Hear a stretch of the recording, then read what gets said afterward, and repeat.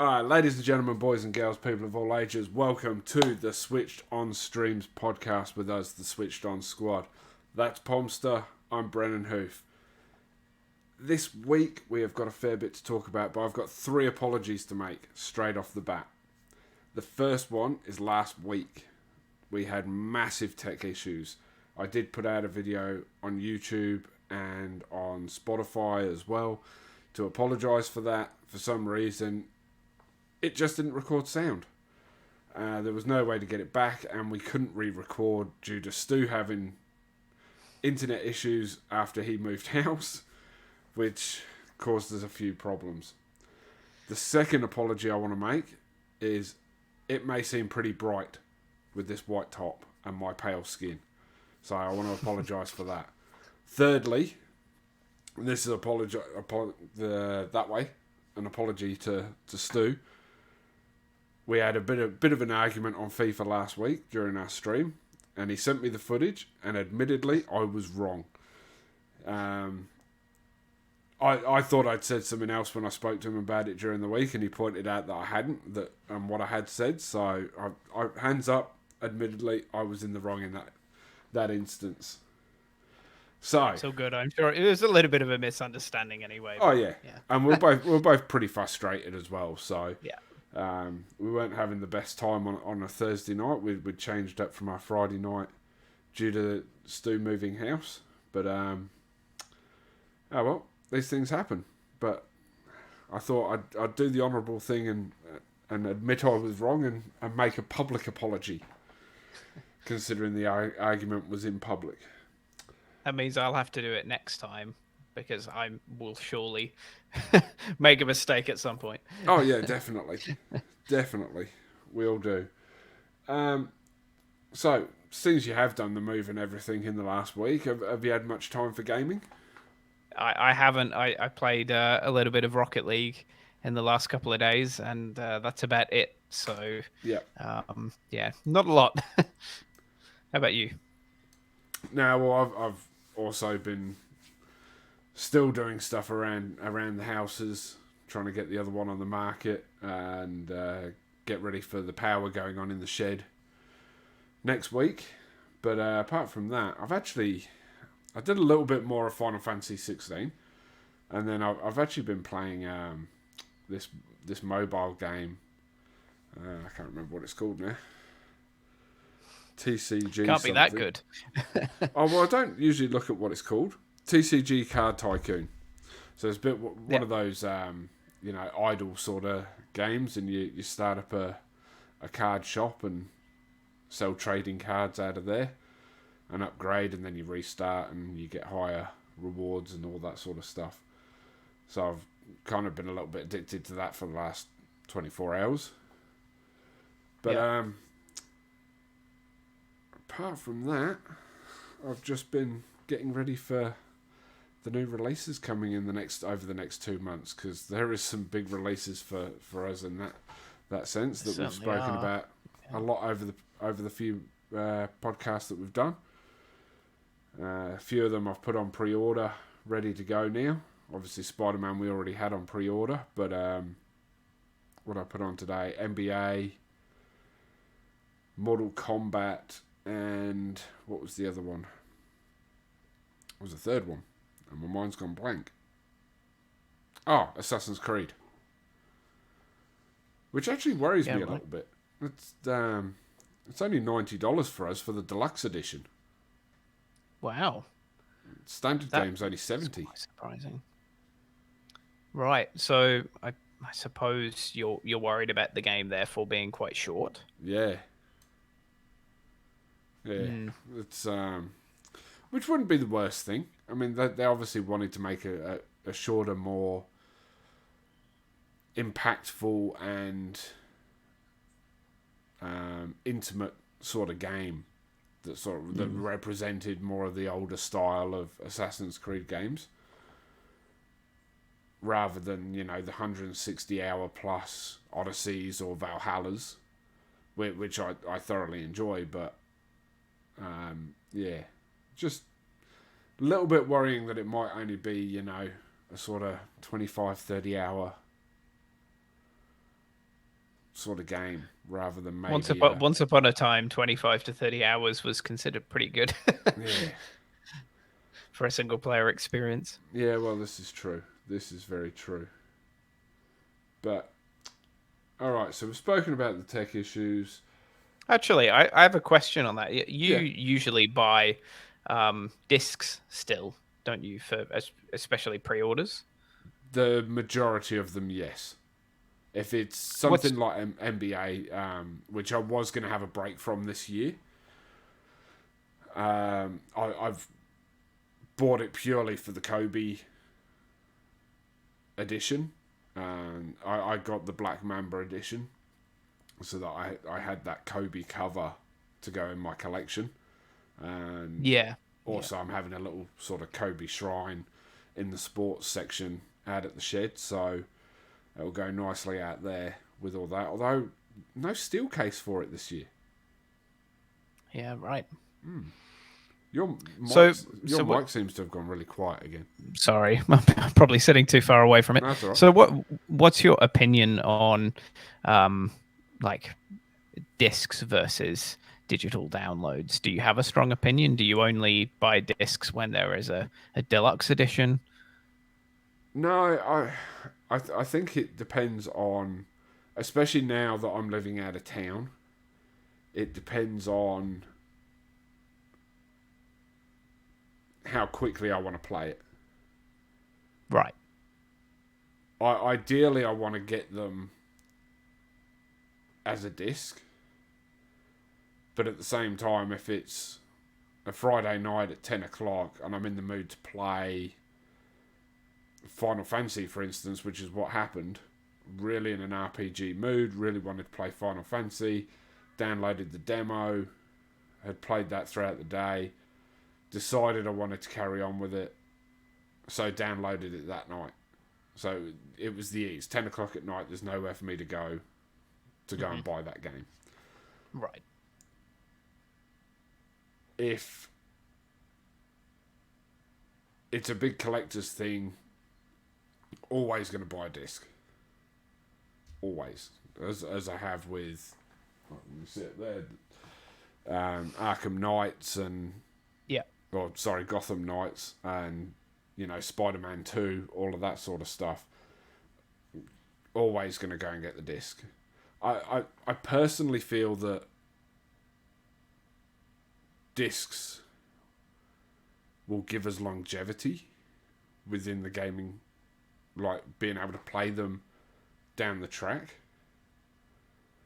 I guess so, but the kind of counterpoint to that is that if you break or lose the disc, you've lost it forever. Whereas with digital, you can just download it again. Until it's taken down from a store, and if you accidentally delete it, then you've got no chance of getting it back. Oh well, yeah. It once the store goes down, I suppose, yeah. But even the PlayStation 3 um, store for downloading existing purchases is still active, and that's two console generations old. So there is a fair amount of longevity there, at least in the PlayStation world. And I believe with Xbox, that still goes back as far as there have been digital downloads on Xbox. Yeah. There's always a fear with digital downloads that, you know, it may get taken down and support will stop for it, and then the game might stop because the license is no longer there, or, you know, that sort of thing. But at the moment, I really, it just comes down to ease of access. Yeah, absolutely. I mean, I tend to buy digital downloads these days as a convenience thing, Yeah. so I don't have to be swapping discs in and out all of the time. But that's personal preference, and I'll still buy a disc if the disc is $20 cheaper than it is on the digital store. Yeah. And that's the other thing as well. It comes down to price as well. We tend to pay the same price here in Australia for a digital download that we do for a physical disc, and that's a bit of a worry at times. because everyone was still getting, or the developers are still getting the same cut, but then obviously Sony or Microsoft are making more out of it. Yeah. And I don't quite agree with that. Yeah, I understand that. I feel that, sometimes, why would I pay $110 for a digital download when I can go get the disc and actually get what I'm paying for, rather than just seeing what I get on a screen? Yeah, I guess. There are counter arguments though. Like you can have a digital download on multiple consoles at the same time, and as long as you're signed in, you can use it on multiple consoles at the same time. That is another point. And if you're the type of person who has multiple consoles in a house, that can be which we do, an important thing. That was going to be another point I was going to make on the digital side of things, was that we're currently looking at a second Xbox, because obviously I've got my setup in here with the PS5 and the Xbox Series X, but the other PS5's out in the living room, and obviously we're getting to a point now where things like Starfield, Fable will be coming out soon, where there'll be multiple people that want to play it, and although we're going to get the disc version of Fable, it's also going to go into Game Pass, so we might as well just spend that little bit less and get the digital Series S and still get the disc version to go in the collection, but play it off Game Pass. Yeah. So, and that's fair enough. That's also one thing that's been leading me to that Asus ROG over the Steam Deck. Yeah. It is the fact that you can use Game Pass and Blizzard Store and all that sort of stuff, as well as Steam. Yeah, well, it's a Windows machine, so you can use anything that you can get on PC, basically. And ROG Ally, it's called. Yeah. I was looking at them today. They're $100 more expensive than the top version of the Steam Deck. Yeah, I think they are in Australia. Yeah. I think in the US the price is pretty competitive, I think. Right. But I think for the version of the Steam Deck that has the same hardware in the US, I think they're the same price, or the ROG Ally is only slightly more expensive. So I thought the Steam Deck had better hardware, but was slightly cheaper. I didn't compare them. I could be wrong. I don't think that's right. But anyway, we talked about that in an older podcast. Yeah. So I was looking at one of them, especially with a few of the games coming out. But yeah, so that's my thoughts on it anyway. That's where I sit on physical over digital. Yeah, look, it's an interesting topic that everyone's going to have their own opinions on and their own ideas of what's more convenient and accessible for them. Yeah, definitely. Did you see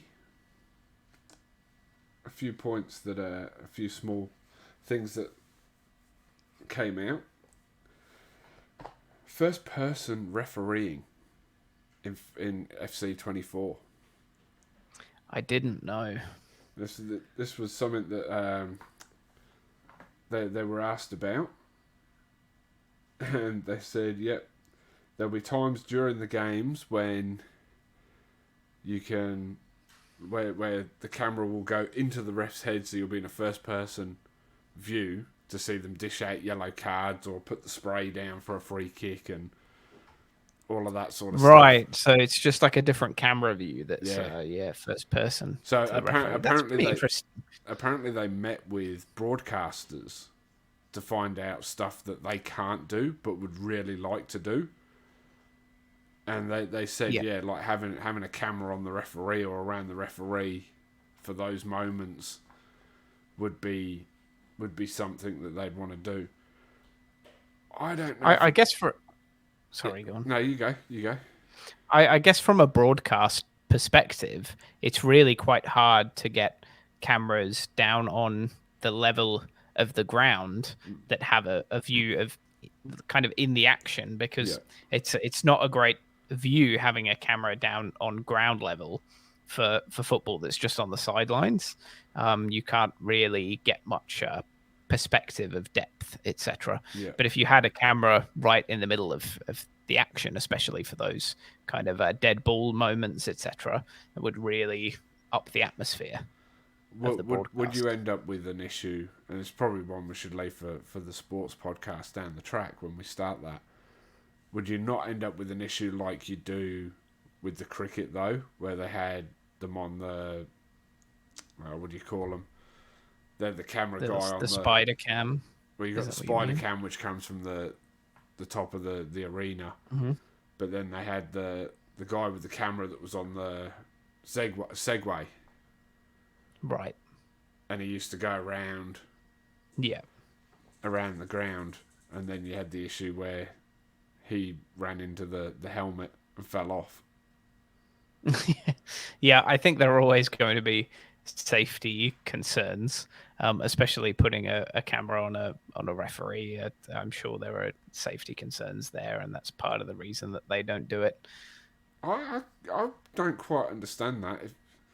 To me, if you put a GoPro on there that you could cut across to, It could just be an issue of that, like live streaming, getting a high quality um, image from a camera on a referee wirelessly that can then be broadcast.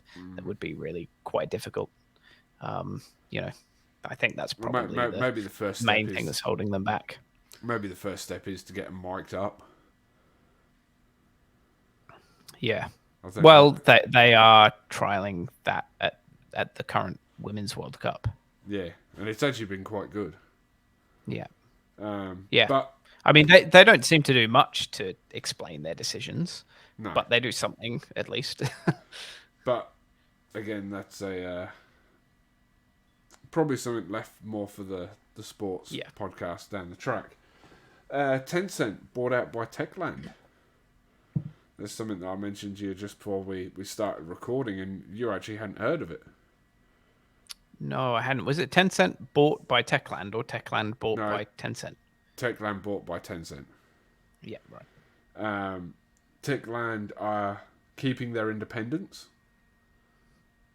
They're just getting that money influx. Yeah. And will keep all their IPs as well. Obviously, if anything down the track happens where Tencent decide, well, Techland, you're not doing the business for us, we're going to close you down, then obviously there might be some issues there concerning IPs. But what are your thoughts on companies like Tencent and what was the other one? Endeavour buying up all these companies?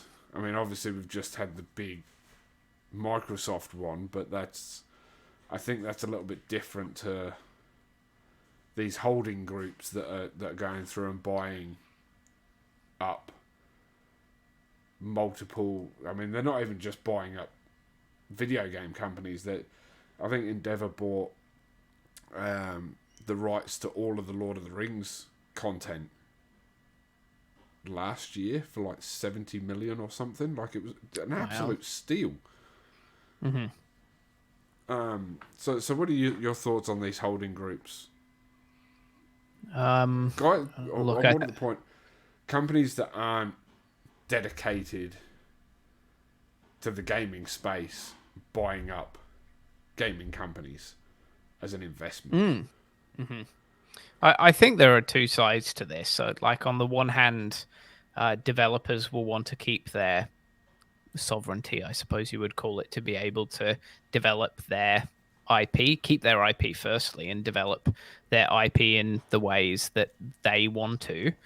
And that's going to be different for every acquisition. In this case, it does seem like they're keeping their independence and they're keeping that. So with that one, you would say, well, that's just a good influx of money that they're going to be able to get to continue their own projects, and that's great, probably, provided that there is some kind of certainty that they can keep that independence going forward for a long time. Yeah. But there are going to be other cases where developers can't keep as much independence in that regard, and I think that's a different case.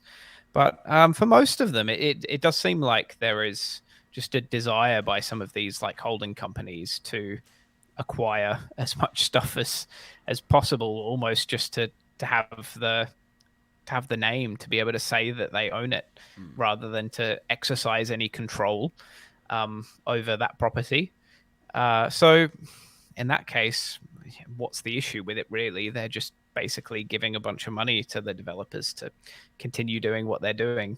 So in that case, I don't think it's a problem, but there will be, and there are plenty of cases that are different to that.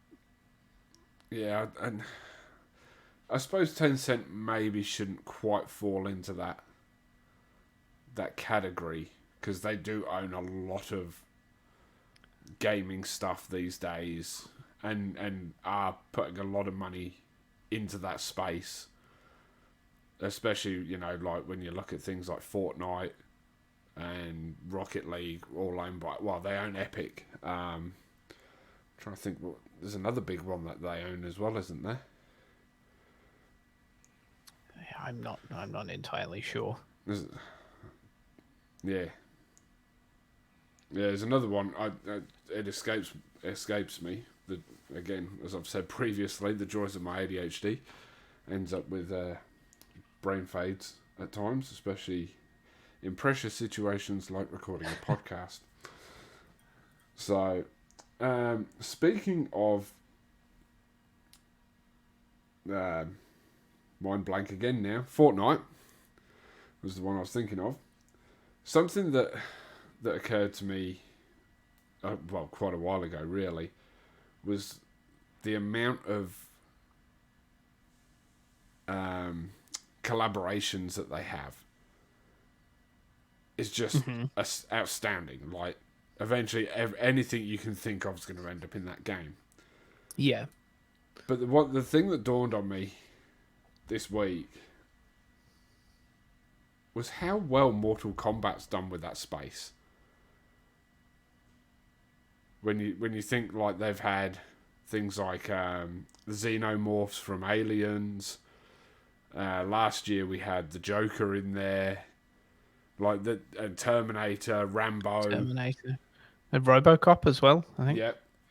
Yeah, RoboCop was in last year's as well. And then you think of like Injustice as well, which obviously comes under NetherRealm's games. And, they had the Teenage Mutant Ninja Turtles and all that sort of stuff in the Injustice games. So, obviously this week, we got the reveal for the first DLC pack for Mortal Kombat 1, which gets me a little bit excited. A little bit. We are going to have Homelander, Omni-Man, and Peacemaker. That is going to be some epic fights in that game with those characters. Yeah. Some massive. I mean, I'm just imagining now Homelander versus Omni-Man. I mean, Peacemaker's going to get his ass kicked left, right, and centre. Let's face it. But Omni-Man and Homelander, that's going to be a fight for the ages. I can't wait to see what their fatalities and brutalities are. That's going to be 100%. Yeah. Real fun to play around with. A lot of fun indeed. Did you see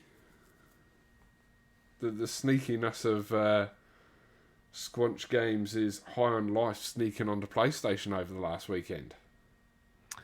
No, I didn't. It's So another interesting tidbit of news. There was rumours coming out not long after we did last week's podcast that someone had found on a website that puts up updates for what's coming out in updates for games on what platforms and all that sort of stuff. Right. That there was a High on Life PS4, PS5 update.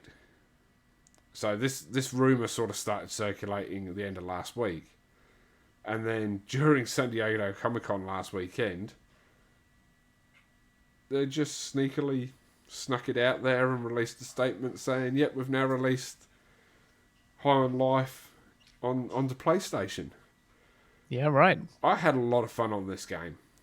Obviously, it was on Game Pass. I'm pretty sure it still is. I haven't been on Game Pass for a little while. But if you're wanting the trophies, definitely go play this game. If you just want to experience it, go jump on Game Pass if it's still on there. Because it's funny as all hell. And there's the new DLC coming soon, which is High on Knife. One of the weapons you get in that game is a very murderous, sociopathic knife that just wants to stab everyone. And they've made a whole DLC about all these different knives and all of that. So yeah, right. And yes, High on Life is still on Game Pass for those who are interested. There you go. I would look it up, but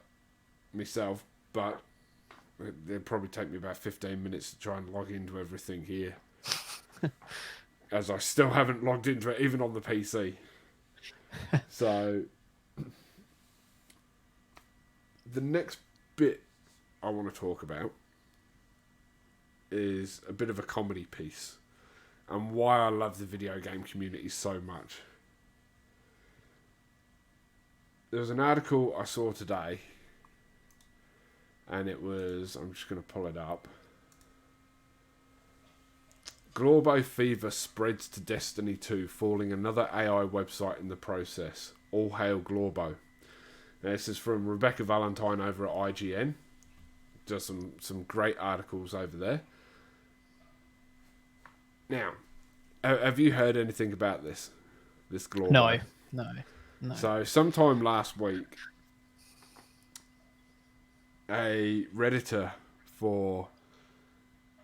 a World of Warcraft player on Reddit decided that he was sick of seeing all these AI generated news sites to do with gaming. So what they were doing was these news sites will scan through Reddit, find all these, keywords that are appearing a lot and make articles based on them. Yep. So he made an article on Reddit about the secret boss called Glorbo in World of Warcraft. I can already see where this is going. And very, very quickly, the World of Warcraft community jumped on board and started making comments about where to find it and how they found it and all this sort of stuff. Yep. And these websites were then getting found out because they were putting up fake news articles. Mm-hmm. Well, this week, Destiny 2 players jumped on board and started doing the same thing. Wow. So, started last week, and there's even an article here that they've taken a screenshot of how to find the Destiny 2 secret boss Glorbo ? The Destiny 2 player community has recently discovered a strategy around Glorbo, the secret boss that's making waves, from Florian Maximiliano. Yep. This is a thing. So it says here, the article itself, and this is quoting Rebecca from IGN, the article itself makes almost no sense at all, including a section asking how to find the Destiny 2 secret boss Glorbo that fails to answer this question entirely and repeatedly seeming to confuse whether Glorbo is a boss, a bug, or a secret strat throughout the article. It does appear to be drawing on actual boss strategies, including a mention of, and someone's going to kill me for getting this wrong, Simama Uranoku from the recent Ghost of the Deep dungeon, but everything Glorbo related is absolute silliness. And yeah, they've found multiple websites out to be using AI written articles from this. I have to say, it's a genius way of catching them out. Yep, absolute genius. And it's why I love the video game community. Because they come up with these silly things that everybody hates, that just seem to be the norm at the moment, and they find a way to just absolutely wreck it. Yeah. Absolutely. And, well, it's probably the best bit of news I've read in 6 months. It's just, I was in hysterics. And I actually needed that uplift this morning after the Spiderman 2 PlayStation's released. Now, here in Australia, we've got 2 major retailers that deal with gaming, and a couple of other smaller, well, probably bigger entities, but they deal in smaller amounts of gaming stuff. Yeah. And between EB Games, JB Hi-Fi, Big W, Amazon, and the Sony store itself, we need to be doing more against bots. Because Yeah, absolutely. I was on EB Games' website this morning. Now, I didn't want the PlayStation itself. I already have 2. Don't need another one. Mm-hmm. I just wanted the faceplates and the controller.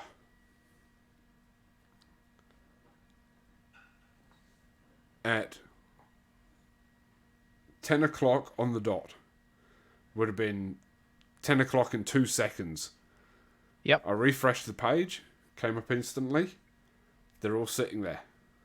Thought, you beauty. Yep. I'm not going to have the same issue that I had with the actual game. Yep. I click on the faceplates. At this point, we're about 20 seconds into 10 o'clock. Mm-hmm. Pre-sale sold out on EB Games. Yep. By 45-second mark, I was on JB Hi-Fi. Mm-hmm. They had them, put them in the cart, got to the checkout, perfect, all good. By the time I checked the account to make sure money was there, we're at about the 2-minute mark, and I went to click pay now. Sorry, this item's no longer available for the faceplates. Yep. So I start stressing. I went to Amazon. No listings. Yep. I went to Big W. Already sold out. Within 5 minutes, all allocations for Australia had sold out. Yep. For the faceplates. It was a similar situation a couple of years ago with the PS5. Now, don't get me wrong. JB Hi-Fi were doing the right thing. 1 per customer. Yep. That doesn't mean that those bots aren't going in as different customers and buying them multiple times. Look, it's incredibly easy for someone who's doing this professionally to have bots set up that create new email addresses. And they can create, who knows, maybe 1,000 new email addresses per minute to then go and buy as many as they want in separate purchases to different addresses that can all then be redirected. It's really, it's not hard if it's really what you want to do, but it's also not that hard for the retailers to stop this from happening. Even using something as simple as a captcha would make a real big difference, and they don't do it. And that was going to be my next point. JB Hi-Fi do look into it and see like if there's been multiple sent to similar addresses and all that sort of stuff, and they actually take them back. I was put down on a list to be notified if any were found in that way, so I could then purchase one. I'm assuming they've gone through their list and found that for whatever reason, maybe the point that you're talking about, that none of them were bots, because they've now taken the listing down completely. The thing that concerns me is you can still go on there and get the controllers, even now. A whole 7 hours later, 10 hours, 8 hours later. If you're going to release the controllers, and the faceplates as a separate thing to the consoles, surely you'd release the same amount. And if people are buying the faceplates up that quick, which don't sell that well from what I understand normally, or their normal colours, why aren't people snapping up the controllers just as quick as they are? There was only a $20 difference. Yeah, it probably does lean heavily into the suggestion that there were bots involved. I guess, and for whatever reason, the people who are setting those bots up just didn't decide that the controllers were worth it for whatever reason. Yeah, maybe the resale on them they thought wouldn't be worth it. But now I'm going to end up paying triple the amount just to get these faceplates. Yeah, it's really not a good situation. And personally, I think there probably needs to be regulation in this space, and it would probably have to come from governments to put certain regulations onto retailers to make sure that people who are buying these products are real humans, because this is only going to get worse in the future. It potentially could only be a couple of months until we have not just bots, but we have AI setting up bots to do these tasks. Yeah, it does get quite worrying in that sense that people are catching on to AI and bots and stuff very quickly. And the point you make about regulation, I know the UK went down this route after the PS5 debacle. I think it was something ridiculous, like 85 or 90% of their stock in the first wave was bought by scalpers and bots. Yeah. And, those guys are now losing money, thank God. Yeah. I mean, they made a ton at the beginning, but they're losing out now. And can I just comment on something? I don't know if you can see your camera, but it looks like there's like a pillow person standing behind you, the outline of your chair. A pillow person. Like one of those like what are they called? Like those hug pillows that are supposed to be shaped like a person for those single lonely people. The way you were sitting, it was like there was someone in a Omni suit standing right over the side of you. Michelin man behind me. Yeah. But yeah, so I thought this regulation sort of thing was supposed to happen already, and if Australia hasn't looked at it, they seriously need to start, because we always seem to be 10 steps behind the rest of the world. Yeah, absolutely, and I think it has happened in some other countries, but not here. And look, as someone who is a website developer myself, I know the effect that something as simple as a capture can have on minimizing bots. Because let's just take Google reCAPTCHA, for example, which is probably the most common out there that people are used to seeing. You can set what's called a score from 0 to 7, 7 being almost certainly a human is filling out the form, and a 0 being it can let through basically anything. And, if they were to just put in something as simple as a capture in there and have a score like a 5 or a 6, where it's almost certainly a human that's filling out the form, that would greatly reduce the number of bots that would be able to, purchase all of these faceplates or PS5s or whatever it might be. What happens at the point where we get to where AI can actually get around that? Yes. So already there are some people who have taken the source code for GPT-4, I think, and have gotten it to be able to get past certain security challenges and things like that. So we're probably not too far off it, but hopefully, in theory, the people who develop, capture software, etc., will be able to just stay one step ahead Yeah. of the AI. Fingers crossed. Yeah. Well, we need change, and I think we need it imminently. And I think most gamers, especially in Australia and those countries that haven't had it regulated or have some sort of insurance on that side of things, will probably agree on that side of it. The next thing I want to talk about, this month's PlayStation Plus games. Yeah. They've gone live. We've got PGA 2K23. We have Dreams and Death's Door. Yep, Death's Door. For some reason I thought it was Death's Doors. But you excited for these games?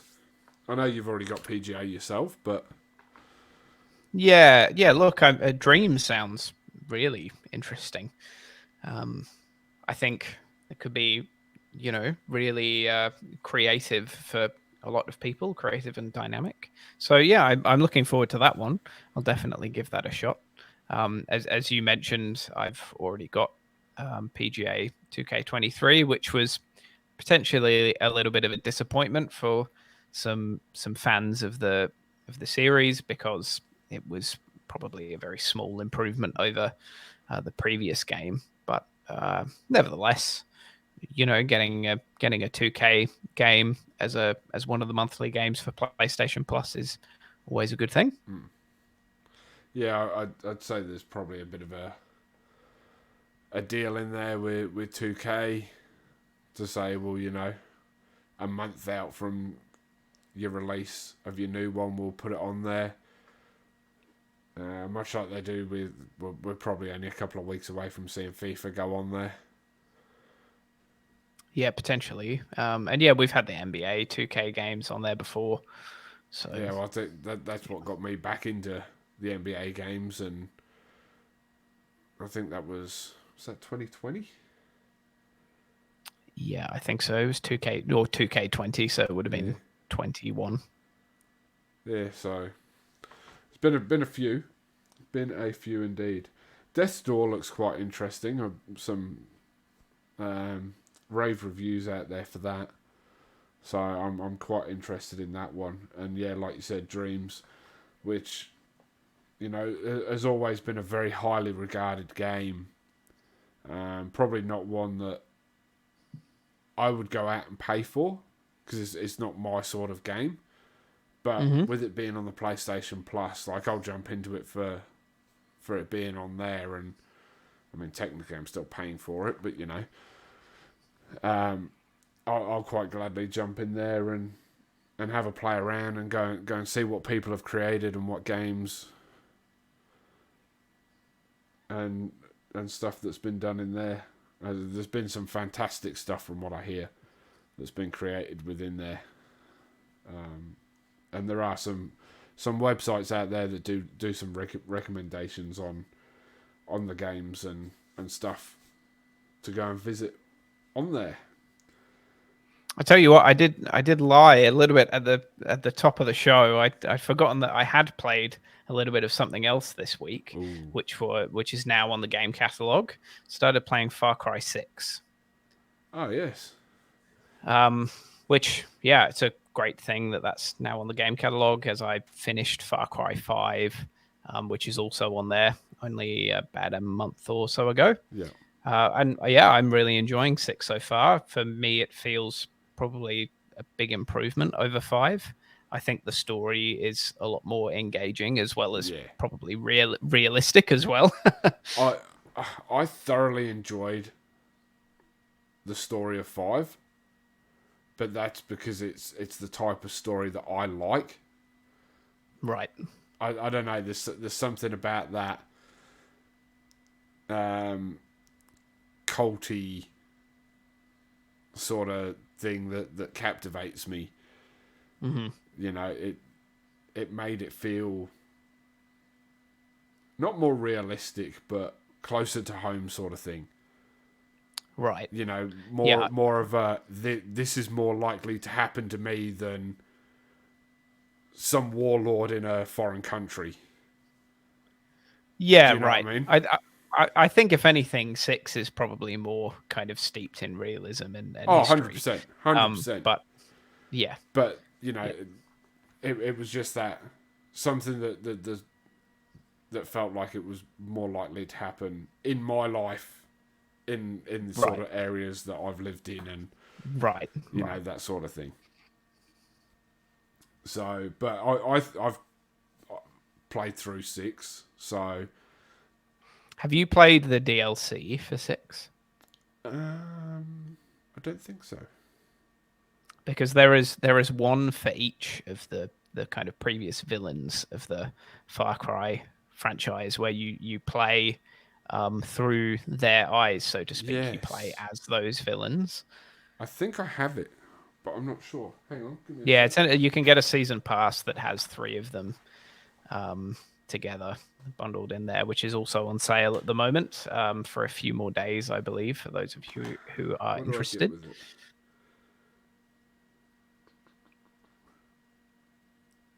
I have a feeling that I got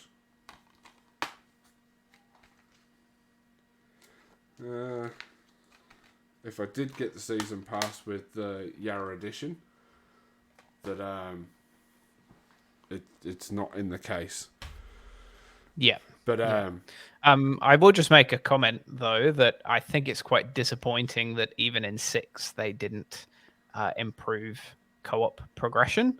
So just like 5, you can play the game in co-op, but only the host earns progress, yeah, which is a bit disappointing. Like you keep all of your weapon upgrades and stuff like that that you earn yeah.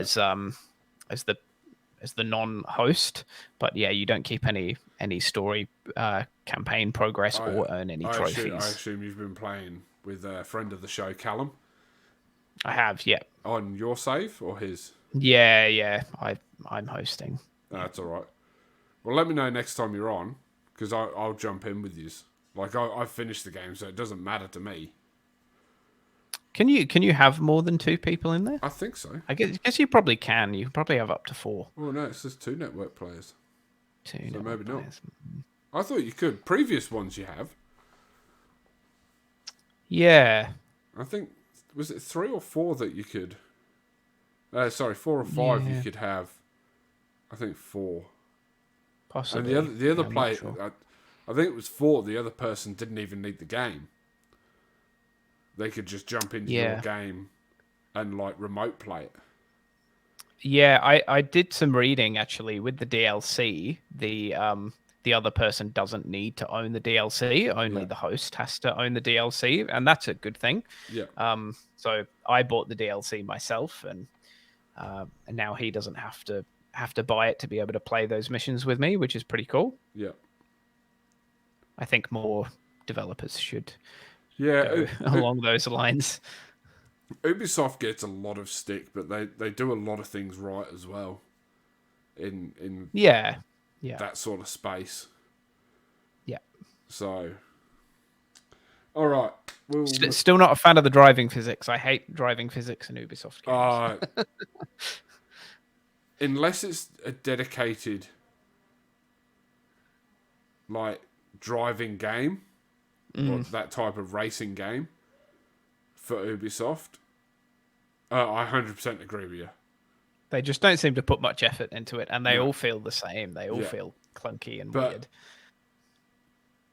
the crew and um, what's the other one that I was playing? The snowboarding and skiing and Oh yeah, yeah. I bike can't think of its racing name. one.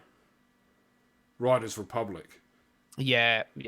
Like they're completely different to. They still feel a bit arcadey to Oh me, yeah, but they are but definitely better. they don't have the GTA San Andreas feel of No, a PS2. no. In saying that, I set my 3-year-old daughter up with her PS3 today, Mm-hmm. and I picked up the controller to set it up for her, and I'm like, how did we ever use these controllers? They are I don't so know. small. I still play PS3 every now and then, and I Felt actually like it was don't like mind this. it. I felt like it The was like this. controller is quite small. The controller is quite small, but since I've switched to using a DualSense Edge on PS5, I have put the old PS1, Yeah, the 2, and domed. 3 sticks on there, the high domed sticks, and Yeah, it feels a lot better. I'm still using the flatter ones, Yeah. but like you see here, like my thumbs sit there and there. Mm. But on the PS3 controller, I was like this. I was like, my Yeah, thumb's it is. into It's lap. quite small. I still use the original six-axis controller on PS3, which is lighter, but that actually a certain group of the six-axis controllers on PS3 have Hall effect sensors Yeah. that are a lot more resistant to stick drift. So it's pretty incredible. I have an original PS3 controller that still doesn't have any issues with stick drift, and then I've got PS5 controllers that are about a year and a half Oh, old that have stick drift. don't get me started on So, PS5 controllers. yeah, in some ways they were doing things better, like 10 years ago than they are now. I reckon I've gone through 3 PS5 controllers, all because of stick drift. Yeah. It's really frustrating. Really, really frustrating. I can't wait for Hall effect sensors to come out for the DualSense Edge. I will definitely Yeah. buy them. Yeah, well, that's the reason we went and got these controllers, so that we can take out those little units and replace them if they do get stick drift. Save us a bit of money. All right, we'll move on to the final segment of the show. Our bracket, 1993. Now, Yeah. do we need to talk about 1992 first? Oh, yes. I did talk about it on the videos I put out, but I did say I was going to go over it. We should do a bit of a recap. Yeah. So, as the recap, so our honourable mentions Sonic 2, Final Fantasy 5, Double Dragon, which I just saw they're releasing a new Double Dragon. All right. Kirby's Dream Land, Wolfenstein 3D, Echo the Dolphin, Dragon Quest V, Alone in the Dark, and Streets of Rage 2. And our picks were Super Mario Kart and Bucky O'Hare, which we'll let you guess who picked who, what game on that one. So this, moving on to 1993. 93 was a pretty big year. Yeah. Pretty big year, not just for the games themselves. It was also the year that Magic the Gathering first released. Wow, I didn't know that. It was the year that the first of 2 Congress hearings into violence and sexual nature in video games was heard in the US. The N64 design started. And Nvidia and Take-Two were both founded in that year. Yep, right.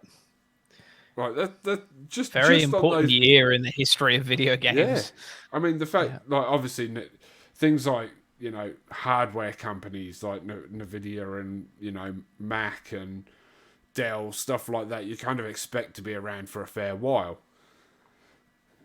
But someone like Take-Two Interactive, that's just grown and grown and grown into what it is today, and for it still to be around without someone buying it out and all of that sort of stuff is pretty huge. Yeah, it's a giant of the industry these days. Yeah, it's been 30 years.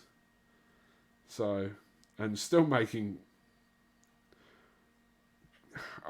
very quality games, even if some of those games from their developers are a bit buggy at times, or maybe GTA trilogy not quite up to standard. Yes. So, honourable mentions. Star Fox. Star Wars, and that was almost my pick as well, Star Fox.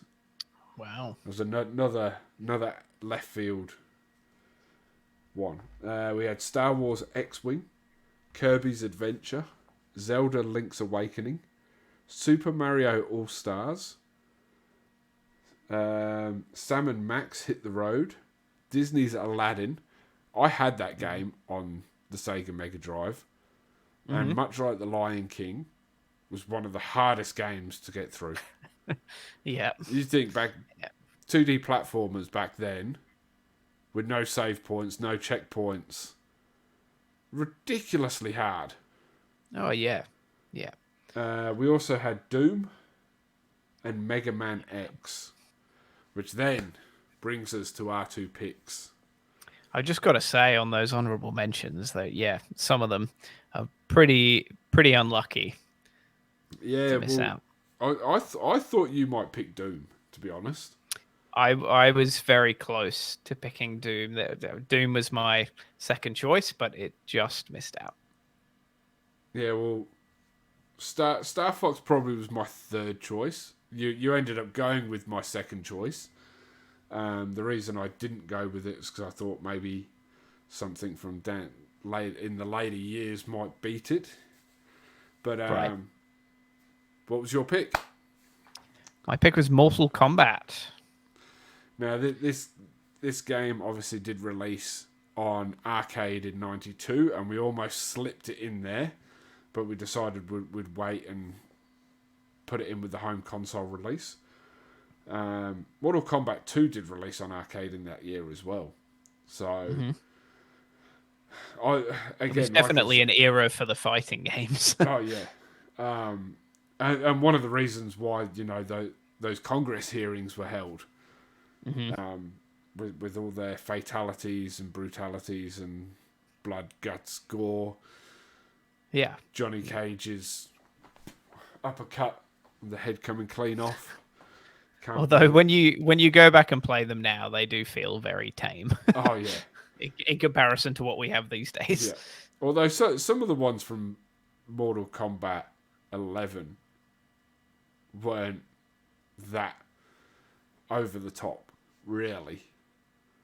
Although, in saying that, Johnny Cage, where he's trying to do the uppercut and the head doesn't come off, and he ends up doing it about it gets take 37, and the jaw's hanging off and everything, and it finally comes off, but it doesn't go flying up, it sticks on his fist, and he throws it at the camera, and then he just sits there and goes like this in the background. Oh dear. Pretty good. So my pick. Now, as far as maybe your generation, maybe definitely the ones younger might not know about this game. But it was one of the 3 killer games or apps, along with Seventh Guest and Doom, that really ignited CD-ROM sales. And was also, up until, from 1993 all the way till 2002, was the highest selling video game on PC. It sold 6 million copies. And do you know what game beat it? What game finally took that rollover? In 2002. In 2002. And might actually make this bracket. Jeez, 2002. That's tough. No, you've got me. The Sims. Ah, wow. I wouldn't have guessed that.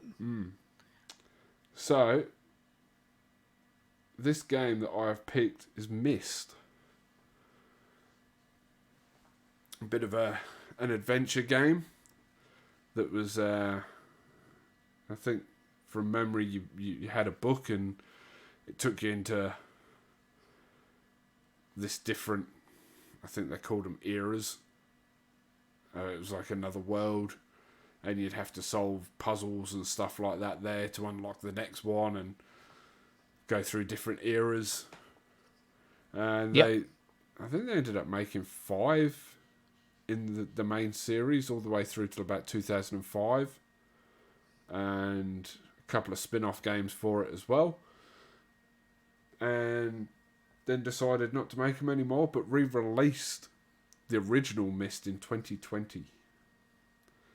And you can still get those games on iOS and I think Xbox as well. So Yeah, right. Definitely one to keep an eye out for if you like those types of games. Mm-hmm. On your point about sales, I was just reading that a previous mention from a previous year, Street Fighter 2 was actually the highest grossing entertainment product of 1993. So it was released in 91/92, but it was the highest grossing entertainment product in the entire world of 1993, earning even more than Jurassic Park. I was going to say, yeah, Jurassic Park released in 93, didn't it? And that was huge. Street Fighter 2 made $1.5 billion from coin drop revenue alone. Wow. Which adjusted for inflation is $3.1 billion. Wow. That is actually crazy. Yeah. There was also a few console releases in 93. I'm just trying to find where they were.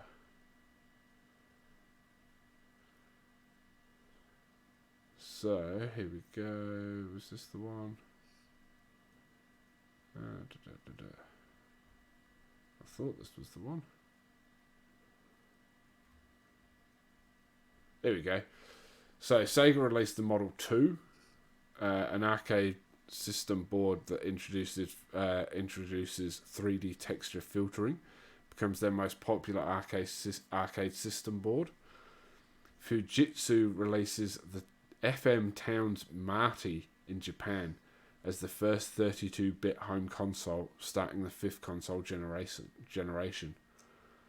Panasonic, Gold Star and Sanyo released the first versions of the 3DO 32-bit console.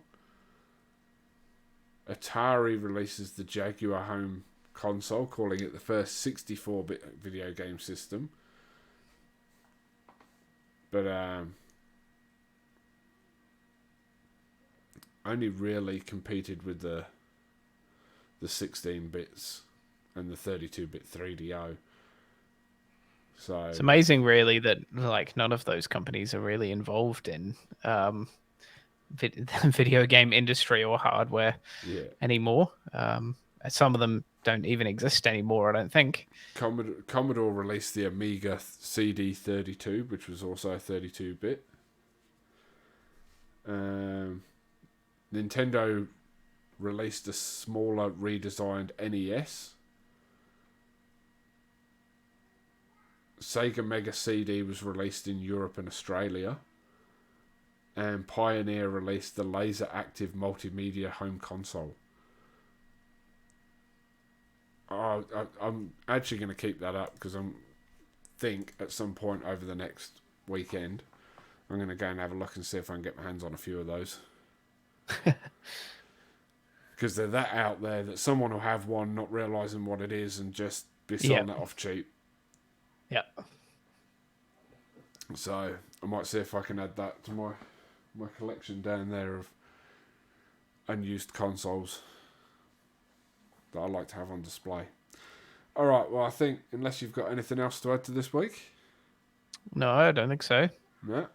Alright. Well, we better go and get our stomachs fed and fueled for FIFA night. Get ready for some FIFA. I think we've got Blowy back this week for the first time in 3 weeks. Wow. So wow. We've needed him recently as well. Yes. as much as I hate Needed to his admit defensive cover. it. As much as I hate to admit it. So it'll be an interesting night on FIFA. I'm gonna hit that 500 tonight. I'm 10 You goals better. away. You better. You barely scored at all last week. I barely scored at all last week. I still scored 14 goals Yeah, it's not in bad. 10 games. Yeah. Yeah. Yeah. It's just about half of what you usually score in Yeah, the I know. night. The week before that, I barely scored any. I only scored like 10 the Yeah. week before that. Yeah. So I've not had a good couple of weeks, admittedly. It's taken me about a month to get through 40 goals. But we're going to get there tonight. Tonight's the night. 500. Here we come. All right. Thanks for joining us. Don't forget to jump on the links. Go follow our socials. Go subscribe to YouTube. You know the drill. All that jazz. Like, follow, subscribe. And we will see you all next week. From the Catch you Switch On later. Squad. Adios.